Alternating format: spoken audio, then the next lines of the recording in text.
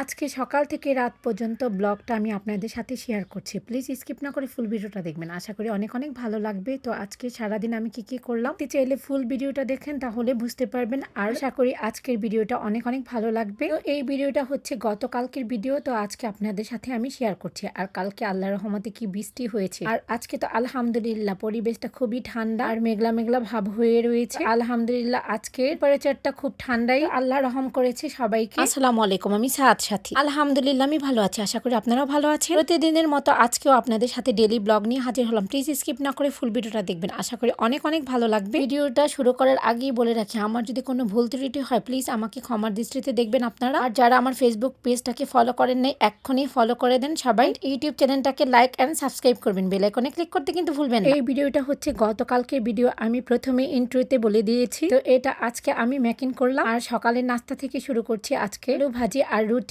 আর সাথে মালাই ছানা দিয়ে নাস্তা করে নিচ্ছি। আজকে আমার ননাস পাঠিয়েছে। নাস্তা করার পর একটু রেস্ট নিয়ে এখন আমি রান্নাটা বসিয়ে দিয়েছি, কারণ হেল্পিং হ্যান্ড আসার আগে আমার রান্না করে ফেলি। কারণ রান্নাটা তাড়াতাড়ি শেষ হয়ে গেলে হেল্পিং হ্যান্ড কিচেন রুমটা খুব সুন্দরভাবে ক্লিন করতে পারবে, তার জন্য আমি আগে রান্না করে ফেলি। তো যাই হোক, যেই ভাবনা সেই কাজ, আমি আগে থেকেই সবসময় ভেবে রাখি যে হেল্পিং হ্যান্ড আসার আগে আমার রান্নাটা শেষ করতে হবে। তো সকালে নাস্তা বানিয়ে খাওয়ার পরে একটু রেস্ট নেওয়ার সময় নেই, আমি আয়োজন করে ফেলি কি রান্না করব। তো এটা একটা অনেক বড় চিন্তা। আমার মনে হয় এই চিন্তা থেকে আর কোনো বড় চিন্তা নেই, কারণ হচ্ছে এটা প্রতিদিনের চিন্তাই, কি রান্না করলে ভালো হবে, কি খাবে। তো যাই হোক, আপনারা তো দেখতেই পারলেন আজকে আমি মুরগি আলু দিয়ে ঝোল রান্না করেছি। আর হচ্ছে আমাদের মাতোয়েলের ঐতিহ্যবাহী খাবার টমেটোর টক। এটা আমরা অনেকেই পছন্দ করি, নাম বলে থাকি খাট্টা। এটা আমাদের অনেক প্রিয় একটা আবার বলতে গেলে চলে। তো মাতোয়েলের বেশিরভাগ ঘরে ঘরে এই খাট্টাটা রান্না হয়। আজকে রান্না করেছি মুরগি আর খাট্টার সাথে মিষ্টি আলু দিয়ে রান্না করেছি। আর এই তো কিছুক্ষণ আগে গাছের সামনে যেয়ে দেখি আতা ফলটা সামনের দিকে পেকে ঝুলে আছে। তো আমি চিন্তা করলাম যদি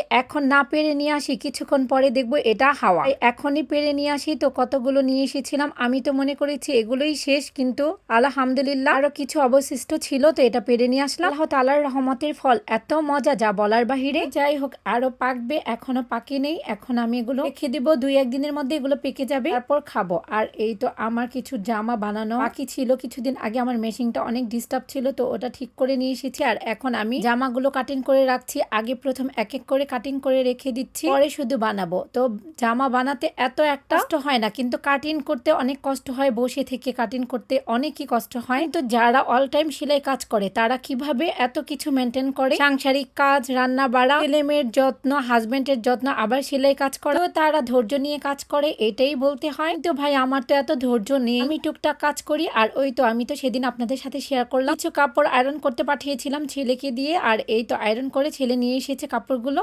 আর এগুলো এখন আমি কাঠের আলমারির ভিতরে রেখে দিব। আর বিকেলে কিছু একটা খেতে ইচ্ছে করছিল, তো আমার জানি পটেটো চিপস অনেক খেতে ইচ্ছে করছিল, তো ছেলেকে দিয়ে আমি পটেটো চিপস নিয়ে খেয়ে নিলাম। আর তার মধ্যে খাওয়া শুরু করেছি, আর জব করে বৃষ্টির শিল পড়ছে। প্রথমে আমি কোনো বৃষ্টির শব্দ পাইনি, কারণ গেট লাগিয়ে এসি ছাড়া ছিল, তো কোনো শব্দই পাচ্ছিলাম না। আমার ছেলে যখন বাহিরে বের হয়েছে তখন আমাকে রুমে যেয়ে বলছে অনেক জোরে বৃষ্টি হচ্ছে আর সাথে শিলা পড়ছে, চলুন শিলা বৃষ্টিটা দেখে আসি।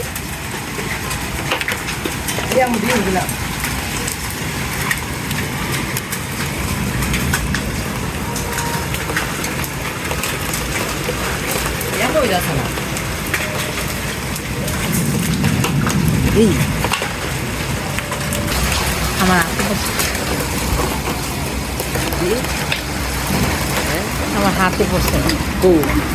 আজকে ডেইলি ব্লগটা যদি আপনাদের কাছে ভালো লেগে থাকে প্লিজ কমেন্ট সেকশনে কমেন্ট করে জানাবেন। আপনাদের কমেন্টের অপেক্ষা করবো। কিন্তু আজকে এখানে শেষ করছি, আবার নতুন কিছু নিয়ে হাজির হব। ভালো থাকবেন সবাই, আল্লাহ হাফিজ।